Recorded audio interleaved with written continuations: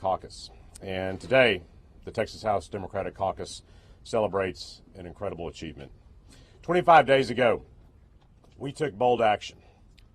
We left the state of Texas to deny Texas Republicans the quorum they needed to pass the regressive anti-voter legislation, a bill that's entirely driven by Donald Trump's big lie.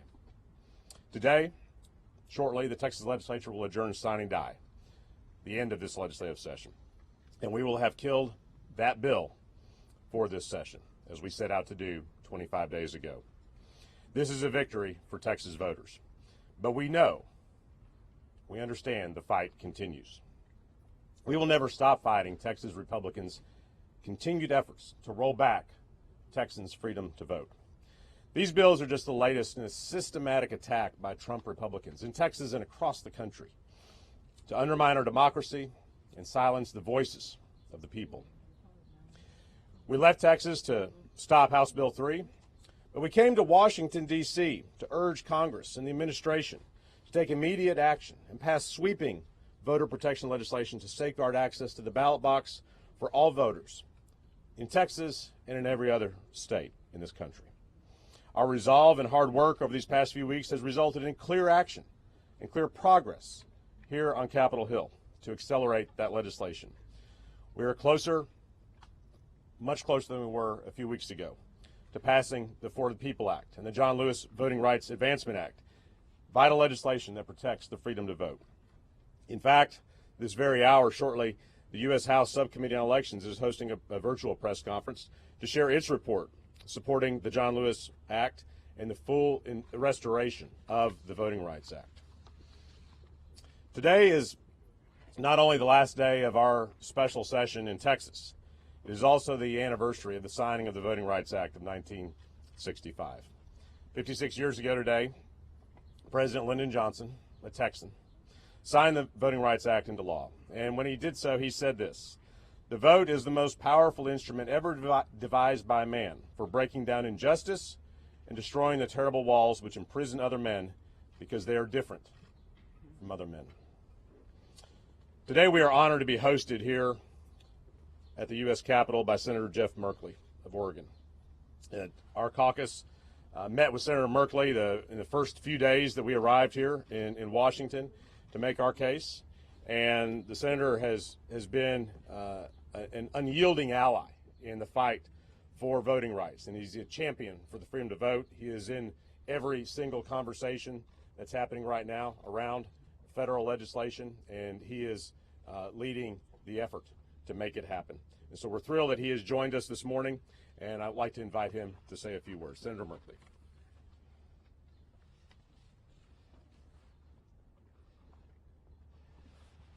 Chris, thank you very much. I am so proud to stand with these Texan freedom fighters who are standing up for the principle of every American having full access to the ballot, every American having a voice in the future of their state, the future of their country. You know, they've been threatened with arrest, they've been threatened online, they've been insulted, and through it all, they have stood strong for the vision of an America where we defend the freedom and right of every American to vote. 56 years ago, today, 6th of August, a celebration that finally we've secured for all time that right. And yet here we stand today, half a century later, still in this fight. This is not a moment I could ever have anticipated when I joined the role of running to be a state representative in Oregon and to run to serve in the Senate. I thought this is a fight we had secured, that we had so established that understanding. But the events of the past 4 years have brought with us a new infection. Yes, we have the pandemic infection challenging our health, but we have voter intimidation and suppression as a virus challenging the health of our democracy. Well, these Texan legislators They have come here with their voice, not just for freedom and rights of Texans, but the freedom and rights of every American in every state to play a full role in the course of our states and of our nation. You know, President Johnson said it is wrong, deadly wrong, to deny any of your fellow Americans the right to vote. Those words have been forgotten across this land. And we are here to say them again. It is wrong, deadly wrong, to deny any of your fellow Americans the right to vote. He continued that there is no issue of states' rights or national rights. There's only struggle for human rights. You know, they say everything is bigger in Texas. But what is bigger than defending our national right to vote and our freedom to vote? They say, don't mess with Texas. Well, I say, don't mess with these Texan legislators who are defending the right to vote in their home state. This battle has gone on through the course of our history. We know that our original Constitution was not perfect. And we went through the 13th and 14th and 15th Amendments, the 15th securing the right to vote regardless of race. The 19th Amendment, which happened in my father's lifetime, establishing the right to vote regardless of gender. The 1924 Indian Voting Rights Act, to make sure Native Americans had the right to citizenship and to vote. And then 1965, 56 years ago today. Well, right now in Texas, there is a governor and there are state legislators who are trying to make it harder to vote by mail and harder to register to vote and easier to intimidate people at the polls, because they know there's this time-established formula for targeting voters, a formula that goes back with a deep racist history in our country. You can reduce the number of precinct voting locations in places you don't want to vote. You can reduce the number of workers, so there are long lines. You want people to vote? Make sure there's a short line. Make sure you don't want them to vote? Make sure there's a long line. Make sure the voting machines break down. Make the location change from year to year to confuse people. Put out false information about where they're. It is fundamental that the antidote to these strategies to target Americans are early voting and vote by mail, the ability to register without obstruction, and those things are all under attack across this nation in a very targeted, laser-targeted strategy at specific communities, at inner-city communities, poor communities, communities of Black Americans, of minority Americans, of Native Americans, and of college students. So the For the People Act takes on three forms of corruption in our country. And the first is gerrymandering. Right now there's a conversation among Republicans about how they can gerrymander enough additional seats so that equal representation is shattered and destroyed across this country, and the House of Representatives, right behind us over here, can be rigged for the powerful. The For the People Act says, no, we are going to fight for equal representation with national standards for districting. And then we have billionaires buying elections with dark money. It doesn't matter whether you poll Democrats, Republicans, or independents, they all say, no, in a democracy, billionaires should not be able to buy elections. And the For the People Act ends the role of dark money. And most important, it protects the pulsating heart of our system of voting, the ballot box, for every single American. So, I am so inspired by the voice that these Texans have brought here to Washington, D.C. That voice has continued to reverberate. My colleagues and I have been meeting, working to lay out that bill that can get majority support in the Senate and that can find its way onto this House, onto the Senate floor, and on its way to back to the House of Representatives and the Oval Office. We must get this done because it is an oath of office that we took to defend the Constitution of the United States of America, and that demands that we defend the ballot box for every single American.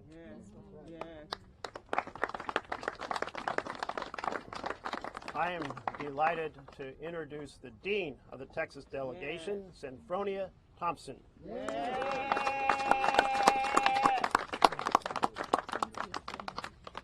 I want to tell you that 56 years ago was one of the most delightful moments in my life. It was delightful because I remember the passage of the Voters' Rights Act. And it was always a time that I felt like that the poll tax would be dead. But I had to buy a poll tax in 1966 in the state of Texas to continue to vote. It finally died out.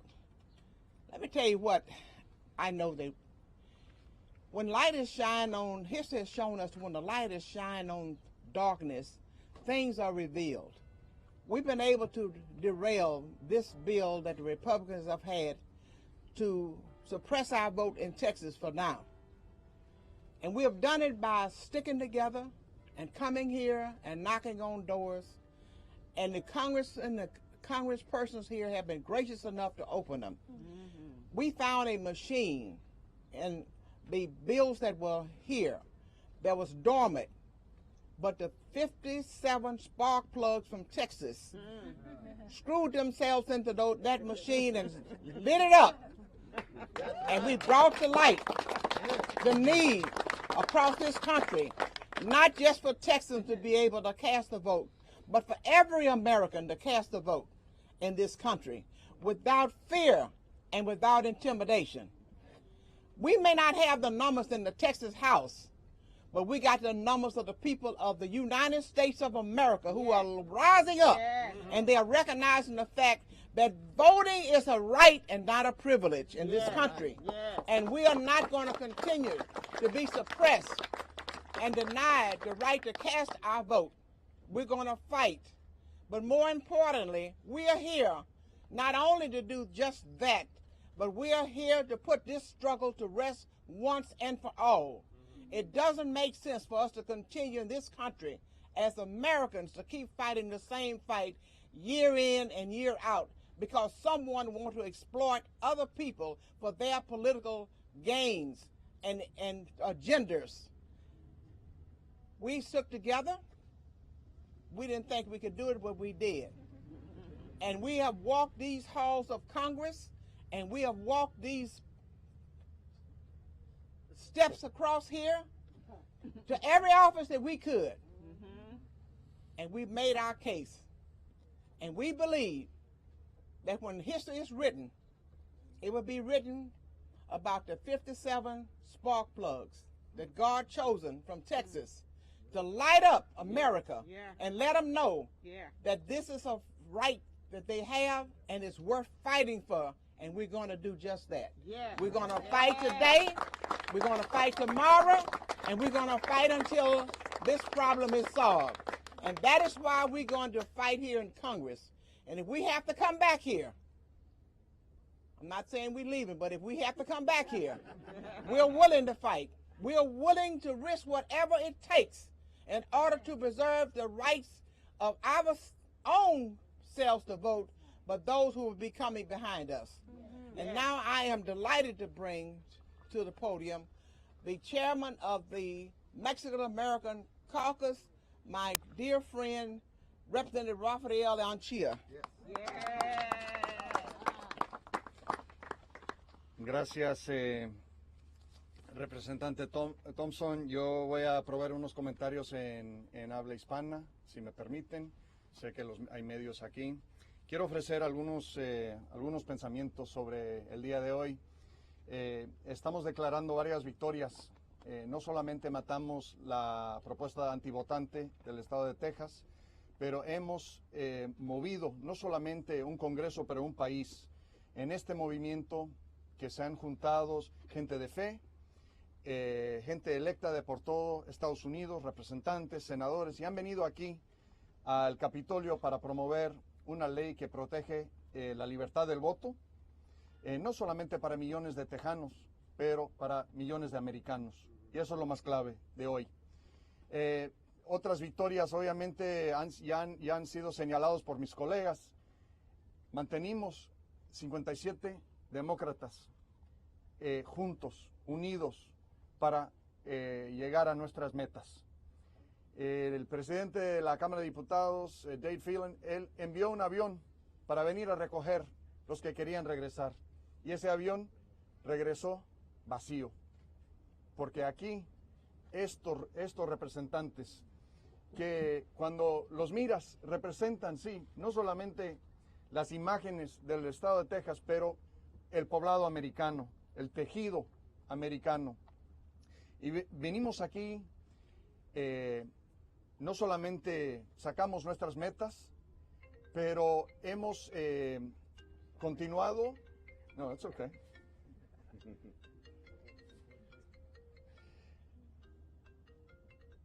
Hemos continuado un proceso que se había parado aquí. Ya gente no tenía esperanza para una propuesta de ley nacional que establecía normas para proteger el voto. Pero con el esfuerzo de las personas que están aquí, representantes de Texas, ahora sí que tenemos esperanza de otro procedimiento, de una nueva etapa en esta batalla. I just want to offer up a couple of comments in English as well. I'm Rafael Anchia, chair of the Mexican American Legislative Caucus, the oldest and largest Latino legislative caucus in America. We have over 40 members in the State House and a great part of this House Democratic Caucus. I just want to underline two very important victories that we have scored. The first is that we killed the anti-voter law HB 3 in the Texas legislature, and nobody thought we could do it. Right? Even the speaker sent a private plane up to Washington, D.C. days after we got here to pick up Democrats and bring them home. And that plane returned empty, okay? Because we had 57 Democrats who believed that this cause was a good cause, that this cause was a righteous cause, and that this cause was an American cause. A cause that we have seen throughout the history of this country, a cause that we have seen people bleed and die for, and a cause that we knew we must continue during this very precarious time in our history.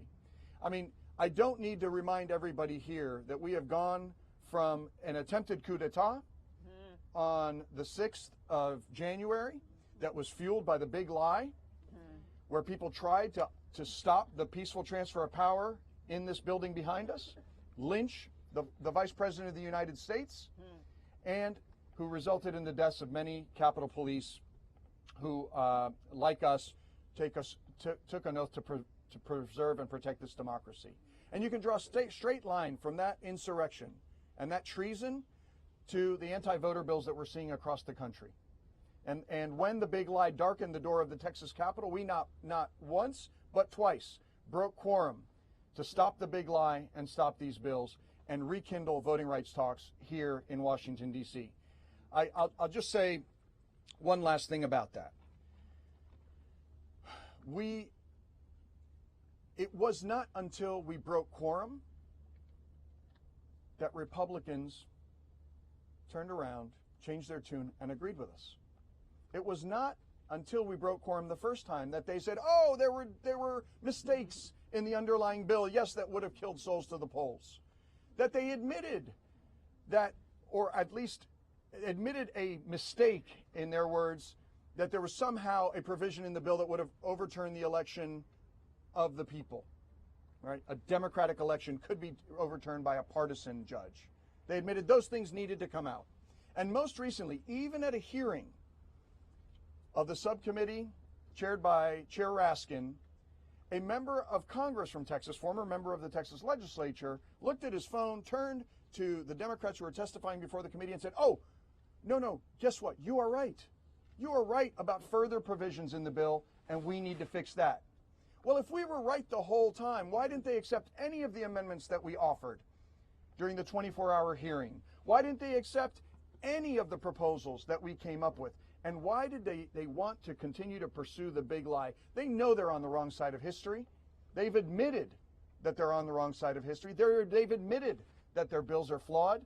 And when we go back, whenever that is, and we have to engage on this bill again, we want to make sure that a bipartisan bill comes out, something that strengthens the right to vote, something that protects the freedom to vote for millions of Texans.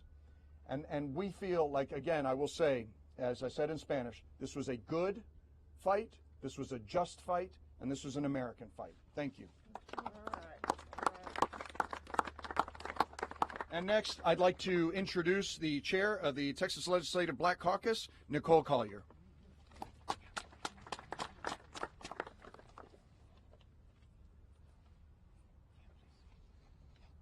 Good morning. My name is Nicole Collier.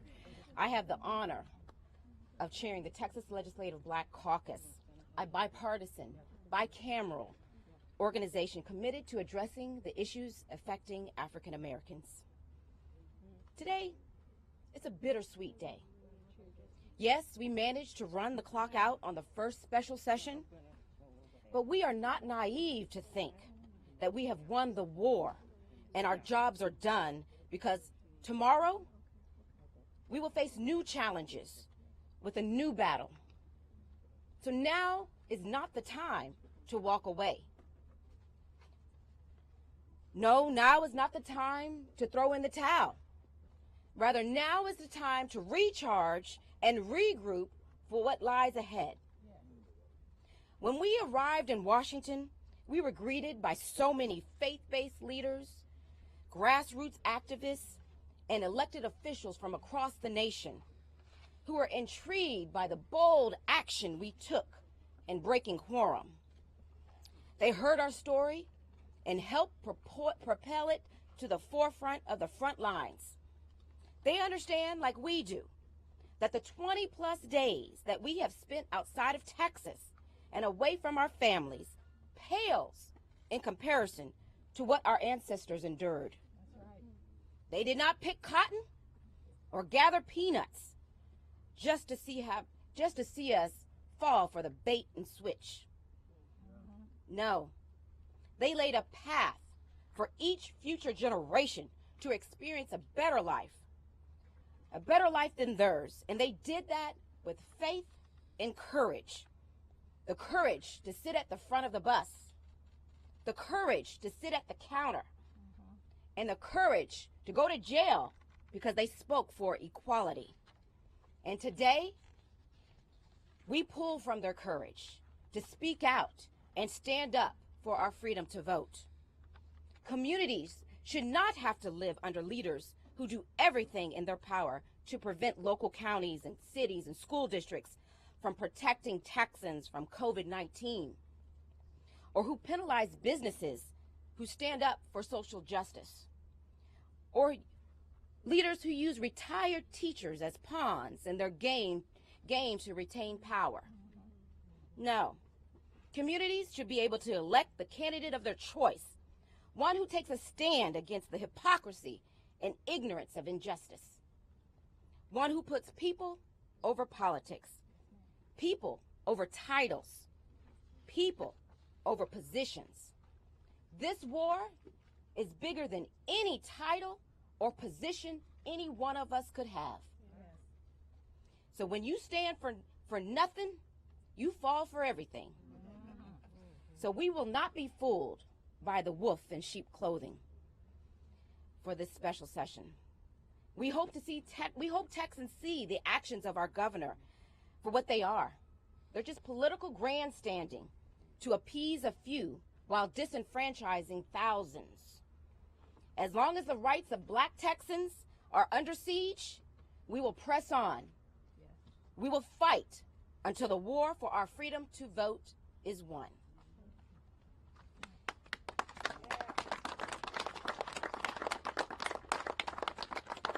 It is my honor to introduce a man with plenty of courage. From San Antonio, Texas, the Honorable Trey Martinez-Fisher. Thank you, Chair Collier, Dean Thompson. I'll go with you all anywhere. I want to start off by talking about a couple of daughters. Lucy Baines Johnson, the daughter of President Lyndon Baines Johnson, put this pin on my lapel a few days ago and told me a story about how she would never dare speak for her father in life, and she hesitates to speak for him in death, but that she knows that as the Supreme Court has ripped out pages of the Voting Rights Act, page by page, that her father's legacy is on the line. And her charge to us is to live up to her father's legacy, to continue the fight, to be the support that we need for Senator Merkley and members of the U.S. Senate, and that our job is not over. And I told her she was right. This morning, 10 minutes before this conference, I spoke to my 12-year-old daughter, Francesca. Sent her a picture of the Capitol to let her know where I was at. And she said, Dad, I heard you on TV last night saying that if Congress is here, you're going to be here. And you're going to stay here until Congress goes home because it's too important. We need a vote on the For the People Act before the August recess. And I said, yes, dear, that's correct. And she said, Dad, I'm proud of you. And it's my hope and my dream that one day my daughter is pinning somebody else, telling them, my dad fought for voting rights. And we're going to hold up to the legacy of my dad and President Johnson and every hardworking American in Texas that believes in our democracy.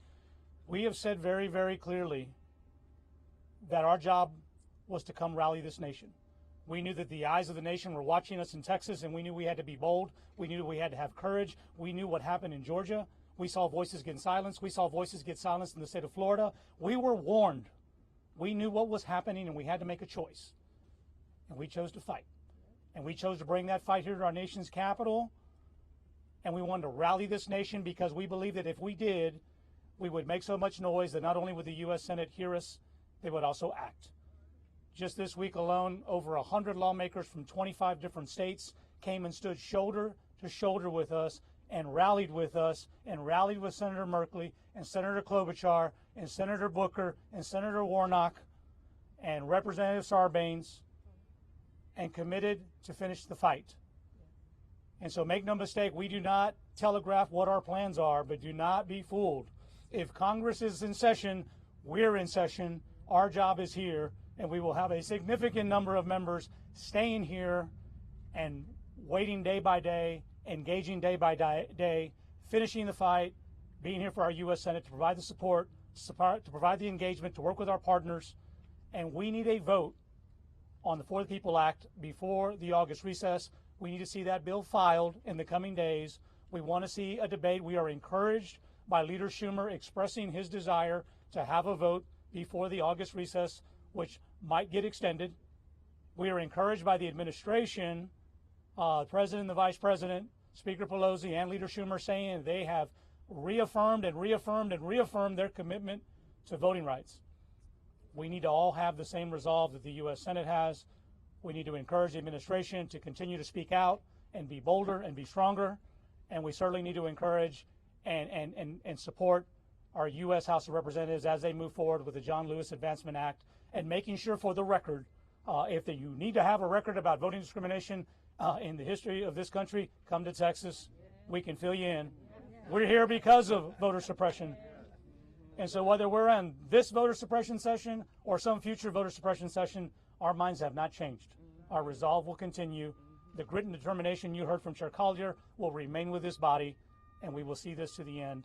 And when history is written, as Dean Thompson has said, there are 57 spark plugs that lit this engine, and we know that the role we are playing, whether we have chosen this role or not, this is the job we have, and we will finish it, and we're going to finish it strong. Thank you. And with that, Yes. I have the pleasure of introducing a chief partner of ours, Ms. Valerie Long, the Executive Vice President of the SEIU. Sorry, excuse me. That brought a little tear to my eye about that 12-year-old. I have 5 grandchildren, and I said to the fierce leaders from Texas that I had the pleasure of meeting today that your fight is going to make it possible for my grandchildren to have a life that is free and they have the right to vote. I stand on the shoulders of my grandparents who, like the dean said, had to pay a poll tax, had to count beans in a jar to be able to have the right to vote. That's not right in this country. And I am so proud to be standing on behalf of all of our 2 million members in SEIU to stand with this delegation, with the leadership in the Senate that stands for democracy for all of us. I also would be remiss if I didn't thank our SEIU local Texas leader, Elsa Caballero, for being in partnership in Texas and fighting every day for this urgent attack on our freedom to vote in Texas. Thank you, everyone, for allowing me to represent our union here. It was truly inspiring over the last couple of weeks to see activists like the Workers' Defense Project, the Texas Organizing Project, Mi Familia Vota, and state legislators from the Texas delegation come together to strategize and act and hit the streets to defend our freedom to vote. On this day, the 56th anniversary of the Voting Rights Act, it's more important than ever to take a moment to be very clear about what's really happening here. It's about the freedom to vote for Black, Latinx, API, Indigenous, disabled communities, and the forces against us see the power when we come together. They see that power and they're trying to thwart it. They also see the power and they also try to thwart the power of working people. It's all connected. When working people have unions, there's more power. Our communities rise up. But the forces of evil, I will say, want billionaires and rich and healthy corporations, over healthy corporations, to have the power. It is really that simple. Let's not forget that that is the larger plan at stake. That the politicians who suppress our voting rights also suppress unions. And this coalition is much more powerful with the grace of God to be able to withstand that. And all about Governor Abbott and others in that circle of evil will be defeated, because I have a great faith. I have a great faith in the communities that we are privileged to represent. This leadership that's here that are like ain't playing it and are going to make sure that they go to the mat on behalf of all of us. And just to all of you, SEIU is with you. We are proud to support. We are proud to be in the trenches. And every day we do that, we are saying that you're not alone. We are not alone in this country, and that will prevail. So with that, I want to pass it to one of those great community partners, the leader of Mi Familia Vota, Hector Sanchez. Barbeau, sorry, I forgot your last name. Thank you. Buenos días. I'm Hector Sanchez, the CEO of Mi Familia Vota. We have the largest field operation in the Latino community, promoting democracy, doing everything that we can to make this a better and more inclusive democracy. And I can tell you it is not easy and it is not cheap. I can tell you what it takes to do one voter registration. I can tell you what it takes to be knocking on doors. I can tell you what it takes to be talking in the tortillerias, panaderias, mobilizing in our communities. And it's not an easy task. And for that reason, we're not gonna let, again, extremist right-wing politicians to take democracy away from our communities. We're not gonna let them take the power of our communities away from our children, from our families, and from entire sectors that have been historically excluded from the basic right to vote. The history of our democracy is a painful one. Amazing brothers and sisters, particularly our African American brothers and sisters that I have the honor to be trained in organizing. I learned what it takes. People die for the right to vote. People were murdered for the right to vote. So that's the history of our democracy, and we cannot let that happen again, not take this power away from our families. Today we have a unique opportunity, and it's the amazing spark of democracy that this amazing delegation of Texas is shining in our nation. And as a nation, we have to ask the question, do we want to go back to medieval times and dark ages in which only certain people want to vote, can vote, or do we want to be a better and more inclusive democracy? Yes. The answer is in our hands.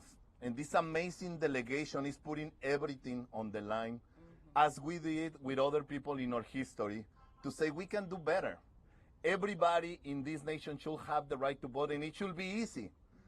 People shouldn't be waiting 6 hours for the right to vote. People shouldn't be con miedo for the right to vote. We can do better, and I can tell you the personal story that you shared about your daughter or son. I heard many stories. We had the honor with SCIU, Mi Familia Vota, to host this amazing delegation in a conference. And through this time, we were able to share experiences and personal experiences. And I can tell you that there are people here that had to cancel their own weddings, that miss their own anniversaries, that miss birthdays, that miss meals with their families day to day, all for the right to vote. We cannot let this possibility to go to waste, and we have to do everything that we can to take this spark to the nation and make sure that we are a better democracy. Esta es una oportunidad histórica para asegurarnos que somos una mejor democracia, que somos una democracia que nos representa a todos, y hoy estamos mandando un mensaje que vamos a luchar junto a estos legisladores de Texas para asegurarnos que no vamos a ser excluidos nuevamente de esta democracia. Muchas gracias.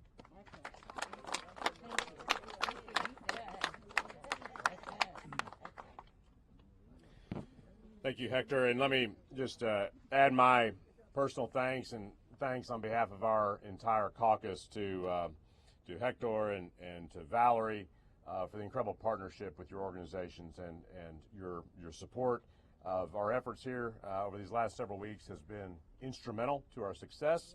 And more importantly, your voices in fighting for the freedom to vote for all Americans is what's going to make this movement successful. So thank you both very much, and to all of your members. And let me just say before we yield for a few questions, I can't express the pride I feel, and I know that all of our members feel, in what this caucus has been able to do. As was stated earlier, is something that no one, very few, thought back, especially back in Texas, back in Austin, would be successful for a week, much less 4 weeks. But here we are on the last day of the session. And I want to personally thank each and every member of the House Democratic Caucus who has made this day possible. Thank you all. Thank you. We'll take a few questions. Hi, Maria. Hi. Hey, Maria. I wanted to actually ask Senator Merkley if he could give us the status of the bill and when he thinks it will be coming up. And I guess, especially since you're all here, how much credit he gives to the Texans in propelling this forward. So I'm delighted that we've made tremendous progress in developing a bill towards that all 50 members of the Democratic Caucus can sign on to. Voting is complicated. Taking on dark money is complicated. Stopping gerrymandering is complicated, and states have different traditions, and we've been working closely to bring those different traditions and understandings all in a single vision of election integrity. I am thinking about how many members of my caucus have been moved by the voices of this Texas delegation, because their being here brings the battle of the front line here to the capital of the United States. What we see in Texas are people who are trying to make it harder to vote and easier to cheat. And when I mean easier to cheat, when you establish strategies to prevent people from voting, you are cheating them out of their fundamental right and freedom to vote. Now, across the aisle, we hear, oh, no, no, no, we're trying to make it easier to vote and harder to cheat. Well, we know that's simply some speechwriters' propaganda, but the reality, the facts on the ground are brought here by this Texas delegation to go through the specifics of what their legislature has been anticipating. Oh, a provision so that only you give a ride to 3 people to make it hard for buses to go from the church to the polls, to make it harder. And the provisions that make it harder to register to vote and harder to vote by mail. This is the reality. So that their voices have been powerful. They've been in our caucus room, they've been in the individual offices, and they've brought that message here on behalf of legislators from across the nation, state legislators who are fighting for this freedom, fighting for this right. So I give them tremendous, tremendous credit for that. Thank you, Senator. And how soon do you think there will be a vote? We anticipate that we will again try to move a bill to the floor before we leave here sometime this coming week. You never know with the U.S. Senate how long individual things will take. And then should we fail in that, we will have a chance over the several weeks in between returning here to try to recruit additional 10 Republicans to join us in the fight for freedom. Every one of those Republican senators took an oath to the Constitution.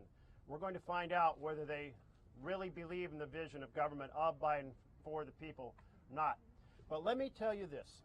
If we come back and we do not have Republicans standing with us to take on the corruption in our election system and to defend the right and freedom to vote, then we will find a way. We must find a way for a majority to stand up for this right and pass the laws across this country to protect the ballot box. Thank you, Senator. Senator, just to follow up on that, is it a part of in reconciliation? How do you see that vote happening within the next couple days? Because you guys are leaving after you do reconciliation. I'm going to defer to the majority leader to lay out how that vote will be held. I think that's Chuck Schumer's role to describe the details. Thanks, sir. Is there a collective will of the caucus about whether you can try to deny a quorum to the session beginning this week?